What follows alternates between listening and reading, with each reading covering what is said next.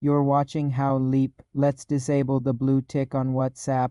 Open the WhatsApp app and tap the three dots in the top right corner. Select Settings from the menu, tap Privacy, scroll down to find the Read Receipts option, tap the switch next to Read Receipts to turn it off. A message will appear explaining that you won't be able to see read receipts from others either. Tap OK to confirm. Now the blue ticks will not appear when you read messages. You're watching How Leap. Let's disable the blue tick on WhatsApp. Open the WhatsApp app and tap the three dots in the top right corner. Select Settings from the menu, tap Privacy. Scroll down to find the Read Receipts option. Tap the switch next to Read Receipts to turn it off.